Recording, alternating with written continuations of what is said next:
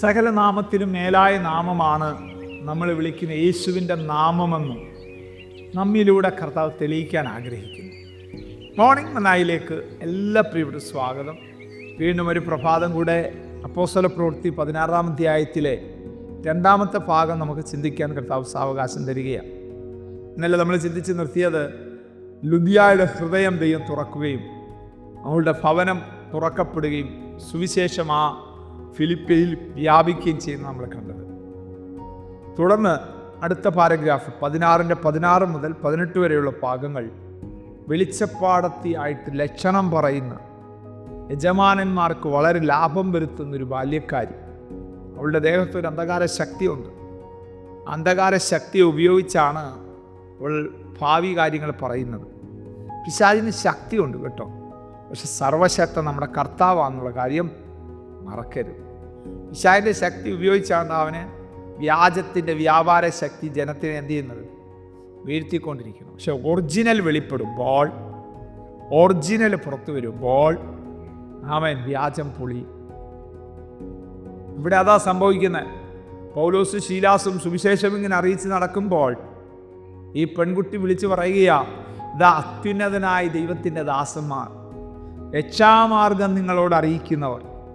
കണ്ടോ, യഥാർത്ഥത്തിൽ ഇവിടെ പറഞ്ഞ സത്യമായിട്ടുള്ള കാര്യമില്ലയോ, കറക്റ്റായിട്ടുള്ള കാര്യമില്ലയോ? ദർശനമില്ലാത്ത, ഡിസൈനിങ് സ്പിരിറ്റ് ഇല്ലാത്ത പൗലോസുമാരാണ് പറഞ്ഞത്, അയ്യോ എവിടെ ശുശ്രൂഷ ചെയ്യുന്നത്, ഞാനിവിടെ അങ്ങോട്ടൊന്ന് വരട്ടെ. പക്ഷെ അവിടെ അവളെ കൊണ്ടത് പറയിപ്പിക്കുന്നത് ദൈവാത്മാവല്ല എന്ന് മനസ്സിലാക്കാൻ പൗലോസിനും ശീലാസിനും കഴിഞ്ഞു എന്നുള്ളത് ആവശ്യം.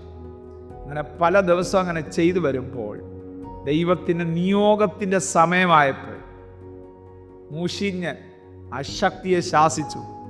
അതവളെ വിട്ട് പോയി.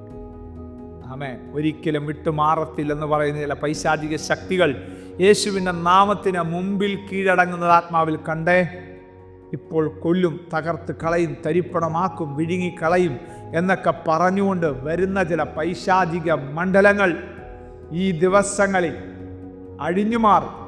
ഈ സന്ദേശം കേട്ടുകൊണ്ടിരിക്കുന്ന നിങ്ങളോട് പരിശുദ്ധാത്മാ പറയുന്നു, യെസ്, ചിലതിനെ റെക്കഗ്നൈസ് ചെയ്യാൻ, തിരിച്ചറിയാൻ, ഇന്ന് വരെ നിങ്ങളെ കബളിപ്പിച്ച ചിലതിൻ്റെ പിന്നിലുള്ള റൂട്ടിനെ കണ്ടുപിടിക്കാൻ ദൈവം നിങ്ങൾക്ക് കൃപ തരാൻ പോവാ.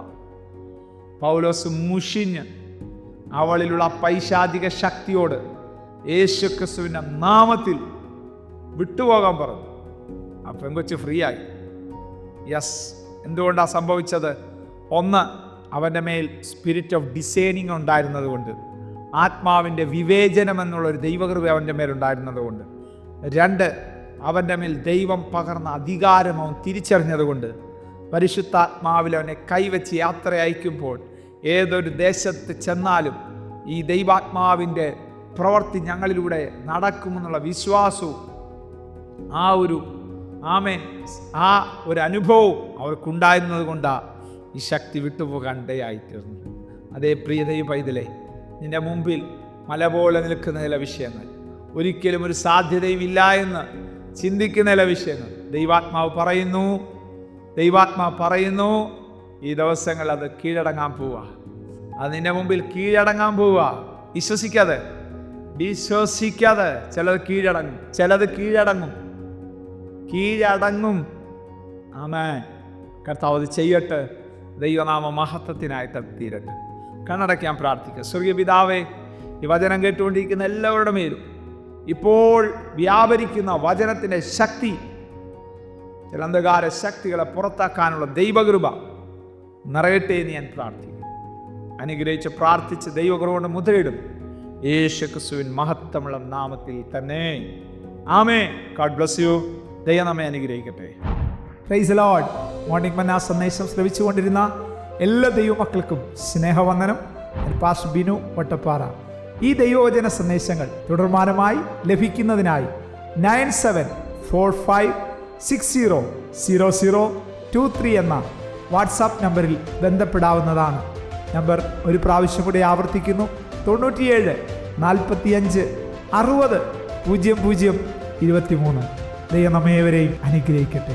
God bless U.